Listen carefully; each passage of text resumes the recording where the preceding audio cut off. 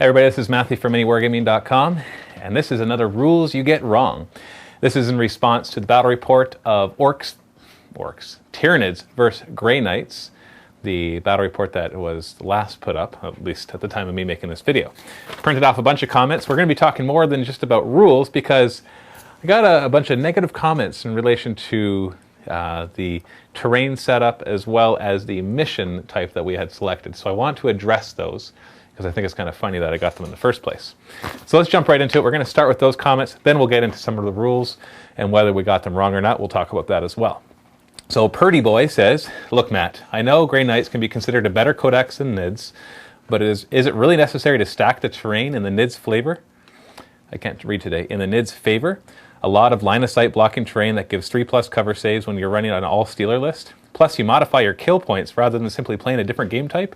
Look, normally I'm happy to just sit and watch, but aren't we being a bit silly here? Even if you think, and I would agree, that Grey Knights are a much better codex. Thanks. And just want to say most of the bat reps on this site are quite good. They help me through my Warhammer addiction. Now, Purdy Boy, he wrote it in a way that was very good. Other people wrote comments in a way that was kind of like, not very nice, but you wrote yours good. So thank you very much for keeping it civil as he said it. Now, it's funny that you should say that though, because I've been, over my past few battle reports, been getting comments that I haven't been using enough terrain.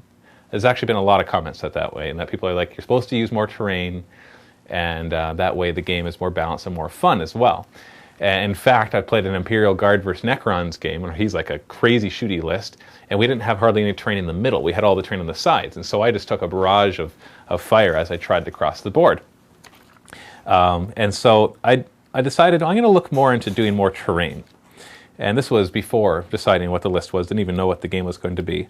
And so I read up, I'm going to read a part in here from the Warhammer 40k rulebook. So this is official from Games Workshop. Now, when they talk about terrain, they say it's flexible. You can really do however you want. You can roll and then place terrain randomly, or you can have a third party do it, or whatever. Whenever you'll notice that when I set up the board, they're usually symmetrical, so it doesn't favor one side over the other, meaning in table side.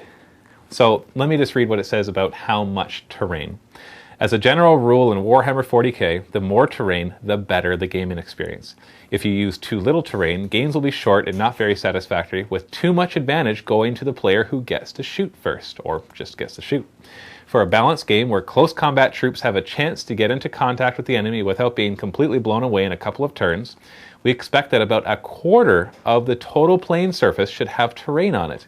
The assumption here is that if terrain pieces are roughly 1 foot by 1 foot, then 6 or 7 pieces are needed to fulfill the 25% recommendation on a standard 6x4 table. Of course, these dimensions are approximate, and terrain features like wood should not be square, as irregular features look much better.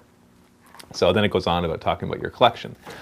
In most of our games, we're probably having more like a 10% coverage. And so this game, I think, you know what, people have been asking for it. The rule book says 25% is their suggested. So I went ahead and I probably didn't even cover 25% of the board with terrain. I wanted to make the board interesting, so I had a piece in the middle and a couple in the corners, and then some of those kind of steep hills, on the cliff hills kind of thing.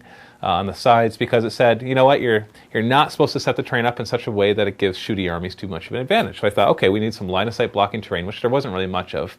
Most of it was going through windows, and you need terrain that can allow assault units to get up there, because really 40k is generally, it's more an assault game than it is a shoot game. Now, obviously that's debatable, but I think it would lean more towards assaulting than shooting.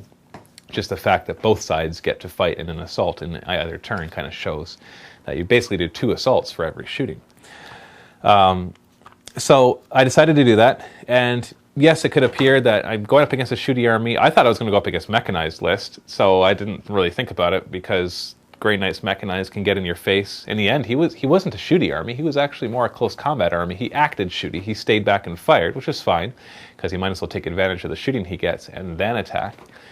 Now, as for the 3+ terrain, we were talking about the terrain, we were going over the different cover saves, and we looked at the buildings and said, hey, they look pretty fortified, let's call them 3+ cover. Whatever. And I realize now when I look at it, that 3+ cover, when you look at the list for what it suggests on the cover chart on the back, that under 4+, there's your, this is a huge list. The majority of things are under 4+. 6+ cover saves is like your razor wire and wire mesh, so like hardly anything. 5+ is like your grass, basically anything that's soft. High grass, crops, bushes, hedges, fences. 4+ is tons of stuff. Trenches, gun pits, tank traps, emplacements, sandbags, barricades, logs, pipes, crates, barrels, hillcrests, woods, jungles, wreckage, craters, rubble, rocks, ruins, walls, buildings, and wrecked vehicles. So fair enough, it should have been 4+ cover, not 3+. But to be honest, the 3+ cover hardly came into play in the game anyway. He fired, most of my guys that he was firing at were in 4+ cover. So if you actually watch the entire game, you realize it didn't come into play, so it didn't factor too much. But I do agree, looking back, we should have done 4+ cover. But I'll tell you right now, I wasn't making the cover the way it was to give myself an advantage. I was doing it to make the game interesting, because I agree, the game is more interesting with more terrain. Shooty armies shouldn't be able to have line of sight to anything that they want. It should be hard for them to do that. You're going to see that when I play my Necrons in a shooty style, I'm still going to put in the extra terrain as well, because it makes it interesting. And then we're going to try different things that block lots of line of sight, things that maybe will give avenues of attack from different angles, that block line of sight or give cover, or whatever happens to be. So I just wanted to address that, because a lot of other people were saying the same thing, that they thought I was stacking it.